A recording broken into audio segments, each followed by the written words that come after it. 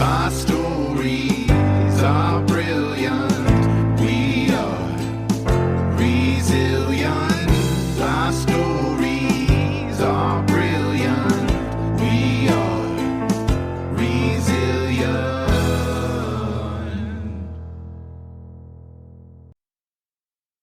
Hello, everyone, and welcome to Your Voice Matters with Jen Chambers.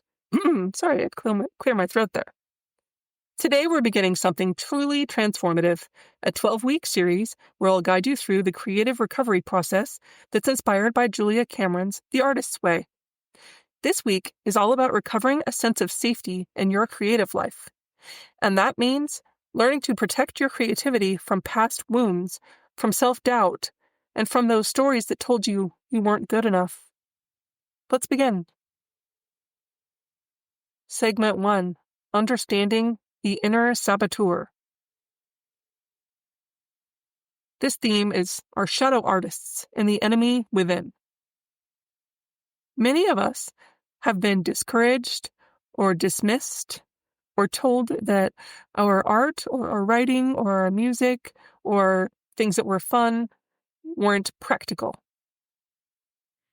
Over our lifetimes, we have internalized those voices. Julia Cameron talks about something called shadow artists.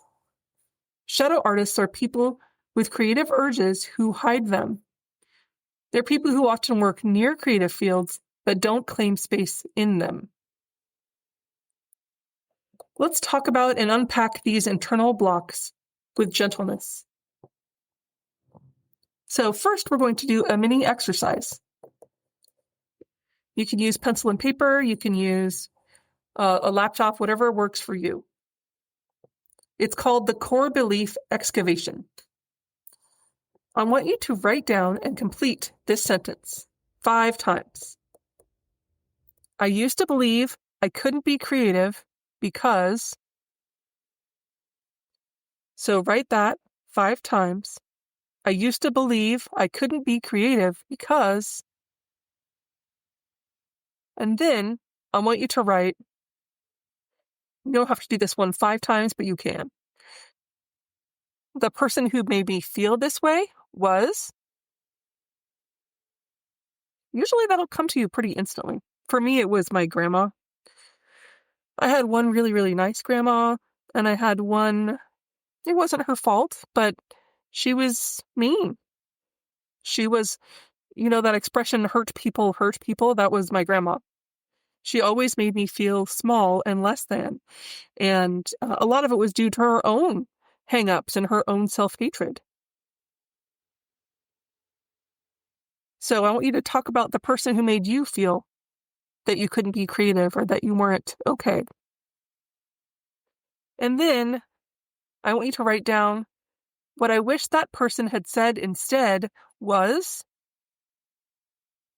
Now, you can put these on paper. I really do recommend it. Or you can even say it out loud. This is basically a release ritual.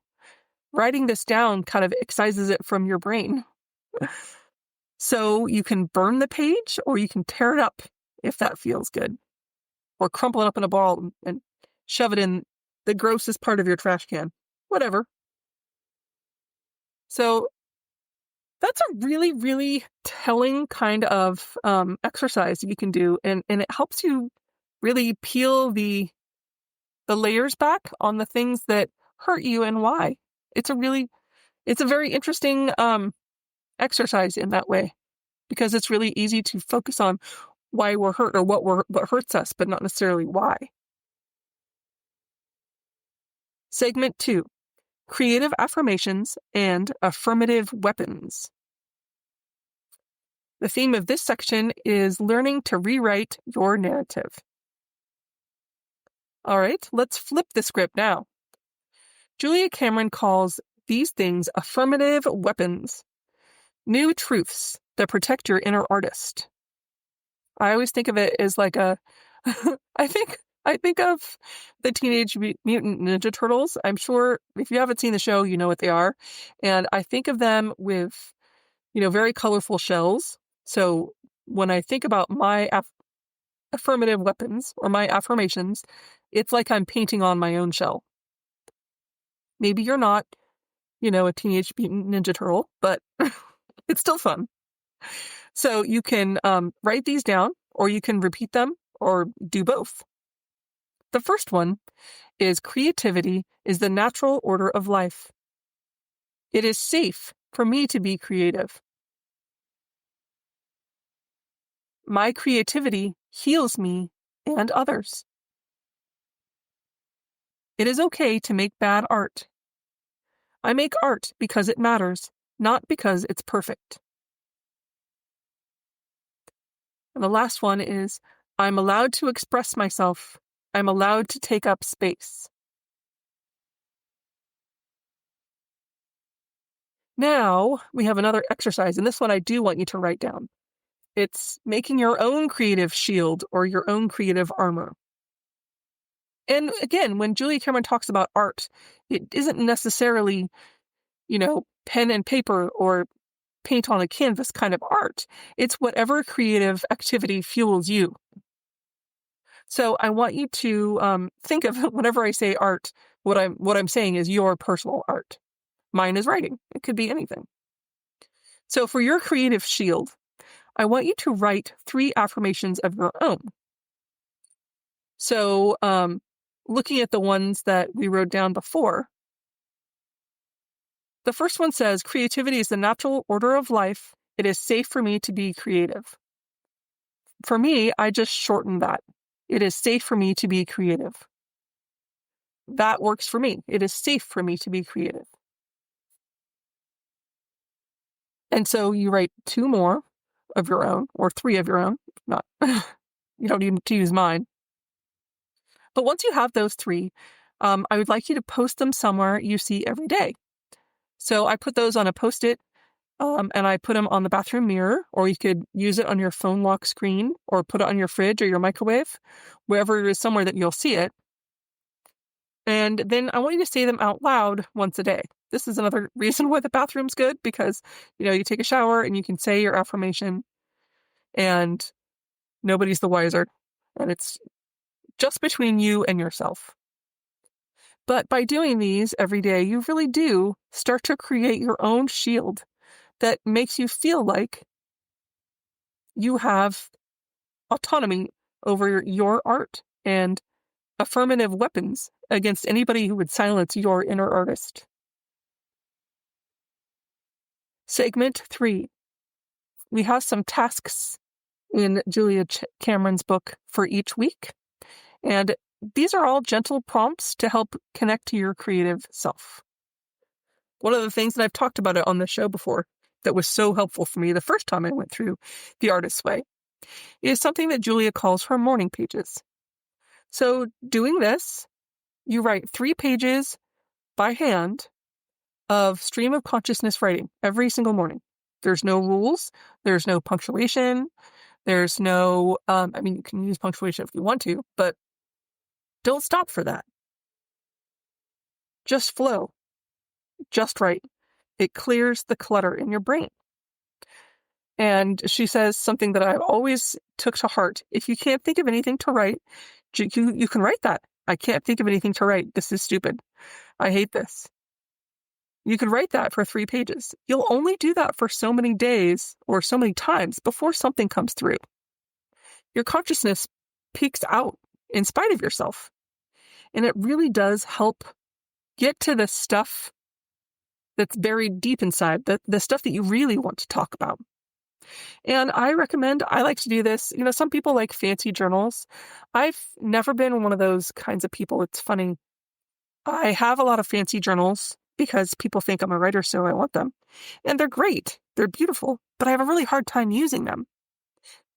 I don't know if I feel like my practice work is too good for it, or it's too good for my practice work, I should say. I don't know. Maybe other people feel like that too. But what I love to use is I just go get, at the beginning of each school year, I get myself 10 spiral college-lined notebooks. And for me, that works great. Because when there's less, less at stake, I feel more free to do it. I don't know, try what works for you. But I really suggest this practice, the morning pages, is really the foundation, one of the foundations of what Julia Cameron talks about in order to help really reach your higher creative self. So even if just for these 12 weeks, if you would commit to yourself to doing your morning pages, I'm so excited to see what you'll come out with, what it'll come out for you. Her second thing that she recommends that you do, that's really fun, actually, and I talk about this in my writing show as well, is talking about your timeline. But in hers, she talks about a creativity timeline. So just on a regular piece of paper, draw a line from your early years all the way up to now. Mark the creative highs and the creative wounds. What stories come out of that? So, were you the editor of your newspaper in high school? Was that a creative high? Was it a wound when somebody hated what you had to say in the editorial? Was it a creative high when you were in kindergarten and you finger painted with abandon and didn't care what anyone said? And then when you got to be in third grade, you were really sad because somebody told you that your art was terrible? So, what are your creative highs and creative wounds? To be clear, I don't have memories before 15 because of my brain injury, so those aren't my particular memories, but I could see where that would be possible for sure. So those will all probably spark something in you. I've talked to people who have done this. I've taught this many times. And a lot of people have done different art pieces based on the creative highs and lows or written stories about it. One person even wrote songs about it. You know, what creativity comes from you? By honoring and remembering those creative highs and creative wounds in your life. It's a very healing practice. So I hope that you do it. Your creativity timeline. The third cornerstone that I guess 3 would be a tripod, but regardless, the third really important thing that Julia Cameron talks about is a very non-negotiable artist date. Every week, 1 hour, just you. Go to a place or do an activity that feels whimsical or fun or playful or joyful, anything you want. No productivity allowed. Some examples of this are like a treasure hunt at a thrift store, or using sidewalk chalk, or going on a walk to collect leaves, or go to a used bookstore. Something that is fun just for you. For me, I've been so proud of myself because I'm trading with a friend of mine and she's giving me lessons on my ukulele. So I haven't done that for a long time, but it's really filling my cup to be able to do 1 hour a week of just music, just for me. It's been fantastic. So I hope that you do an artist date just for you, something that feels playful or joyful or fun, just for you. You can do anything you want, color, anything. Also, here's another gentle prompt for this week, is to list 10 small creative risks that you would like to take in the next 3 months. What do you want to do? Do you want to submit your work to a magazine? Do you want to play an instrument yourself? What do you want to do? What's a small creative risk that you could take? Even if it's just posting one of your pictures or one of your thoughts on Instagram, something that's a creative risk, something you could do. Something concrete. You don't have to do them all, but just list them and think about it. Now, she has you do a check-in journal at the end of each week as well. And she has you talk about how were your morning pages? How did it go? Did anything exciting come out of it? Did anything emerge? Did you do your artist date? And what came up from there? Did anything surprise you, or did you have any resistance or wins? So I encourage you to start these things this week. And I want to end today with a grounding practice for our last segment, segment 4. Now you can be seated or standing for this. I would like you to do some gentle neck rolls, keeping your mouth slightly open as you go to the back. Do some shoulder shrugs to the front, to the front, to the back, to the back. And then do big arm sweeps with both hands, up and down, and up and down. Now do a forward fold. Seated or standing, let your head hang. Fold your trunk over your thighs and let your head hang down.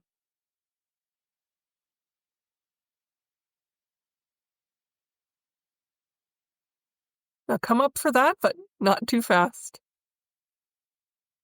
And seated, I want you to do a twist. One hand can be behind you or on the arm of your chair, and one across your knee. Bend down and breathe into your lower back.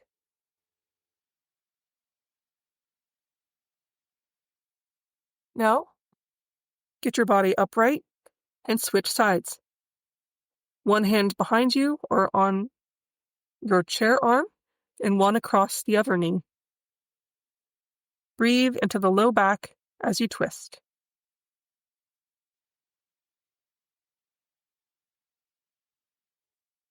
Now stay right where you are. Close your eyes. Imagine a warm light at the crown of your head. This is your creative spark.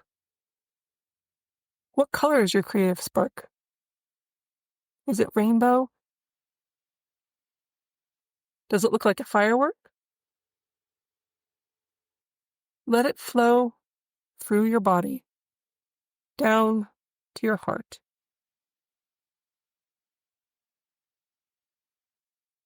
Whatever color you chose, let those colors flow down from your heart to your arms, to your fingers. Wiggle your fingers. From your heart to your belly,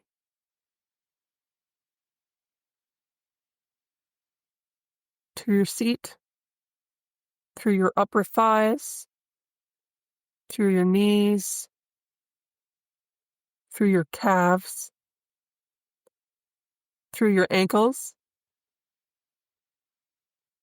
your feet, and then your toes. Wiggle those toes.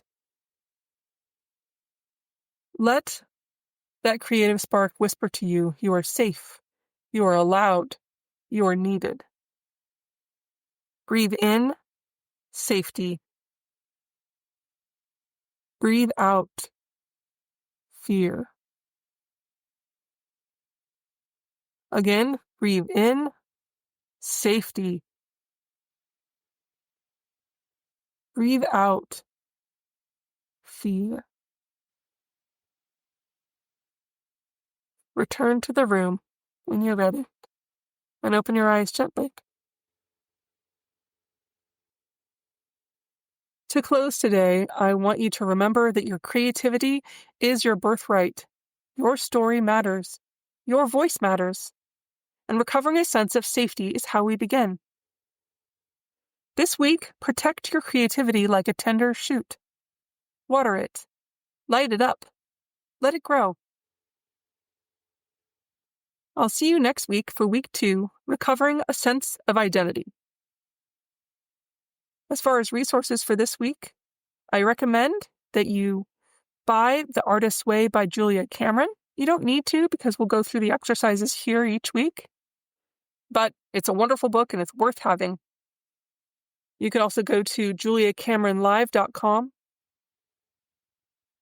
You could read the book Big Magic by Elizabeth Gilbert for permission to create without apology. You could read another really great book, The Creative Act, A Way of Being by Rick Rubin. He talks about nurturing the artist within. It's a big book, but really, really good. And then you could always go to Insight Timer or YouTube for some free creative meditations and mindfulness tools. Thank you so much for joining me today on Your Voice Matters with Jen Chambers. See you next week. Free audio post-production by alphonic.com. Sometimes we have to start over.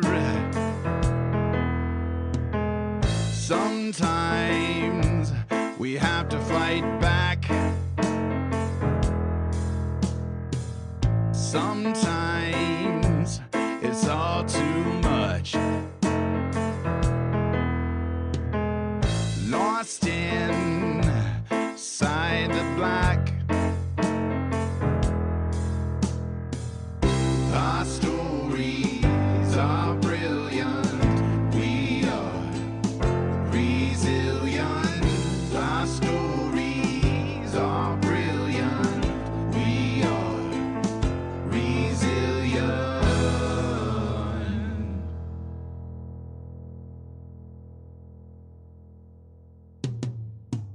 Sometimes we need to lift the voices of those who've overcome and expose the ones that made the choices